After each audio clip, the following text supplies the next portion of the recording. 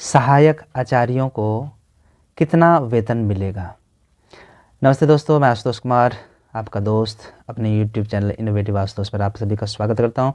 दोस्तों, यदि 2025 में सहायक आचार्य शिक्षकों की यदि बहाली हो जाती है, नियुक्ति हो जाती है, तो फिर सहायक आचार्य को कितना वेतन मिलेगा।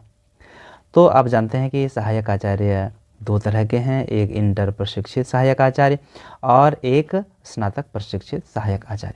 और आप ये भी जानते हैं कि ग्रेड पे को घटाकर 2400 और 2800 कर दिया गया है। तो यहाँ पे एक 2400 ग्रेड पे वाले हैं इंटर प्रशिक्षित सहायक आचार्य और दूसरे ग्रेड पे 2800 वाले हैं स्नातक प्रशिक्षित सहायक आचार्य। इन दोनों का वेतनमान 5200 से 20,200 पर ठहरता है। अब आइए जानते हैं इस वीडियो के आगे में कि इंटर प्रशिक्षित सहायक आचार्य का वेतन कुल कितना बनेगा और स्नातक प्रशिक्षित सहायक आचार्य का वेतन कितना बनेगा। हम लोग अलग अलग करके दोनों को जानेंगे और मैं आपको आगे करके अभी दिखाऊंगा कि ये टोटल 4 कैटेगरी में बढ़ जाएंगे, क्यों और कैसे, कितना वेतन मिलेगा। बने रहिए वीडियो में, आगे मैं आपको बताता हूँ इत्मीनान से। अब आप जान लें कि 7वें वेतन आयोग के अनुसार जो 7th पे मैट्रिक्स है उसके अनुसार इंटर प्रशिक्षित सहायक आचार्य जिनका ग्रेड पे 2400 है, उनका मूल वेतन, पहला मूल वेतन 25,500 बनता है। मूल वेतन को बेसिक पे भी बोलते हैं। अब देखिए, अब महंगाई भत्ता यानी कि DA जिसको बोलते हैं, वो है आपका मूल वेतन का 25,500 का 53% अभी के अनुसार, जो कि 1 जुलाई 2024 है, उसी के अनुसार अभी आपको भी मिलेगा। यदि इस नए वर्ष में फिर जनवरी 2025 से यदि और भी DA मिलता है 3% या जो भी 3% मिलता है, तो ये टोटल फिर 56% हो जाएगा। तो इस तरह से महंगाई भत्ता जो अभी फ़िलहाल है उसके अनुसार 25,500 का 53% वो आपका होता है 13,515 रुपया। ये भी जुड़ेगा उसमें। इसके बाद और महंगाई भत्ता को हम लोग DA यानी कि डियरनेस अलाउंस भी बोलते हैं। अब आगे जो इसमें जुड़ेगा वो होगा आवास भत्ता यानी कि जो हाउस रेंट अलाउंस है, वो कितना होगा, वो मूल वेतन का 10% होगा ग्रामीण क्षेत्रों के लिए। यानी कि 25,500 का 10% होता है 2,550 रुपया। यदि वो शहरी इलाके में उनका होगा, मुख्यालय के नज़दीक, तो फिर कितना होगा वो मैं आपको नीचे बताऊंगा। अभी फ़िलहाल इसको जानिए। अब इसमें चिकित्सा भत्ता भी जोड़ देंगे जो कि होता है 1,000 रुपया, जिसको हम लोग मेडिकल अलाउंस बोल सकते हैं। अब जब हमें सरकार की तरफ से एक जो एग्रीमेंट हुआ है हमारा मेडिकल इंश्योरेंस के लिए, यदि ऐसा होता है तो 500 रुपये आपके इसमें से डिडक्ट हो जाएंगे और 500 ही मिलेगा। फ़िलहाल जब तक एग्रीमेंट पूरा नहीं होता है, 500 डिडक्ट नहीं होता है, तो आपको चिकित्सा भत्ता 1,000 रुपया मिलेगा। अब इन सारों को हम जोड़ देते हैं। जब हम इसमें सभी को जोड़ देते हैं तो ये होता है 42,565 रुपया। आप जानिए कि ये आपका है ग्रैंड सैलरी यानी कि कुल वेतन। इसमें से कुछ चीज़ें डिडक्ट होंगी, जैसे कि आपका चिकित्सा भत्ता में 500 जाएगा तो वो फिर 500 माइनस होगा उसमें। यदि आपका इसमें GPF में आप पैसा जमा करते हैं जो कि होना है, वो यदि माइनस होता है तो वो घट जाएगा। और पेशा कर जिसको कि हम लोग प्रोफेशनल टैक्स बोलते हैं, वो कटेगा। तो फिर थोड़ा सा, बहुत ज़्यादा पैसा नहीं है, वो कुछ 100 रुपये हैं, ठीक है। और जनरल इंश्योरेंस का एक थोड़ा सा रुपया इसमें आपका कटेगा, तो वो होगा। तो यही मैं आपको बता दूं कि यदि आप शहरी इलाके के हैं, यदि आप ग्रामीण नहीं बल्कि शहर में, जैसे बोकारो के चास में आप रहते हैं, तो यहाँ आपका जो HRA है वो आपका 10% नहीं बल्कि 20% हो जाएगा। यानी कि जितना इसमें हमने जोड़ा है उसका दुगुना हो जाएगा। तो वो जोड़ करके 2,550 रुपया और इसमें जुड़ जाएगा, वो आपका टोटल हो जाएगा। इस तरह से आप कुल वेतन अपना निकाल सकते हैं।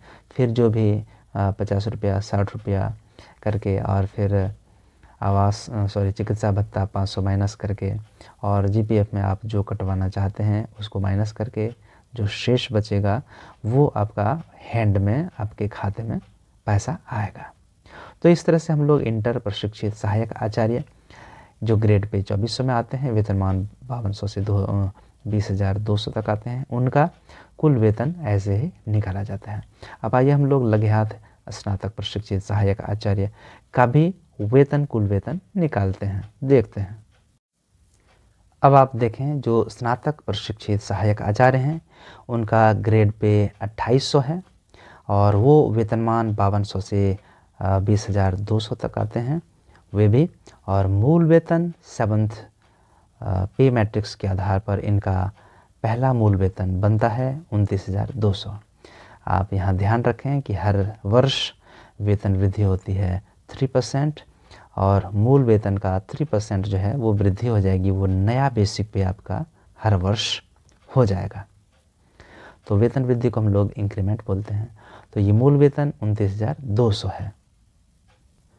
अब इसमें महंगाई भत्ता जिसको कि डीए बोलते हैं वो बेसिक पे का 53% जुड़ेगा और 15,467 रुपया इसमें जुड़ जाएगा। यदि आप ग्रामीण क्षेत्र के स्कूलों में आप नियुक्त होते हैं तो आपका आवास भत्ता बेसिक पे का 10% एचआरए होता है, जो कि 29,200 का 10% निकालेंगे तो 2,920 रुपया होगा। यदि आप शहरी इलाके में हैं तो आपका बेसिक पे का 20% एचआरए बनेगा, जो कि 29,200 का 20% होगा। 2,920 का दुगना हो जाएगा, वो दुगना आपको जोड़ना पड़ेगा, वो आप अपने से कैलकुलेट कर सकते हैं।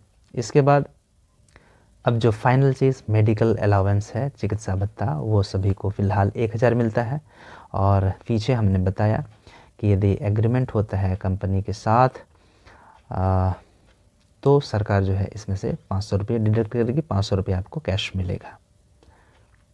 और इन सब को जोड़ देंगे तो फिर जो टोटल कुल वेतन है ग्रैंड सैलरी वो आपकी बन जाएगी। चलिए जोड़ते हैं।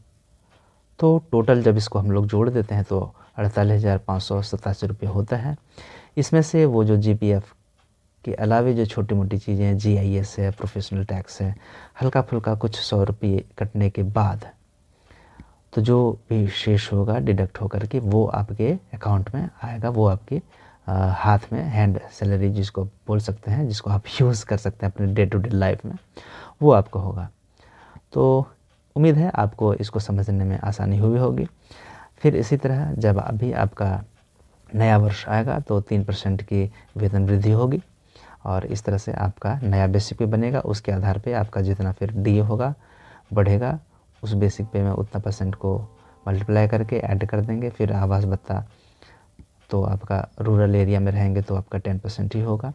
फिर चिकित्सा भत्ता भी फ़िलहाल 1000 है, 1000। इस तरह से आप अपनी ग्रैंड सैलरी, टोटल सैलरी निकाल सकते हैं। यदि आपको अब जानना है कि 8वां वेतन आयोग में सहायक आचार्यों को कितना वेतन मिलेगा, वो 2400 ग्रेड पे वाले हों या फिर 2800 ग्रेड पे वाले हों, तो जो कि 1 जनवरी 2026 से लागू होने वाली है, तो उसके लिए आपको मेरे वीडियो में लगातार बने रहना होगा। इसके लिए मैं आपको वीडियो बनाऊंगा जिसे आप देखकर आसानी से समझ सकते हैं।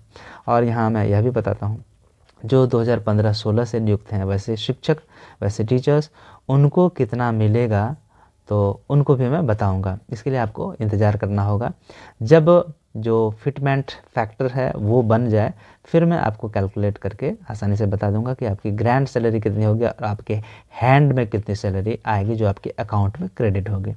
उम्मीद है वीडियो ये आपके लिए इन्फॉर्मेटिव रहा होगा। यदि ऐसा है तो अपने दोस्तों को शेयर करना बिल्कुल नहीं भूलें। पूरा वीडियो देखने के लिए आपका हार्दिक धन्यवाद। सब्सक्राइब भी करें, लाइक भी करें, वही हमारे लिए जो है वो एक गिफ्ट का काम करता है, वो हमें उत्साहित करता है। मिलते हैं अगले वीडियो में। नमस्कार।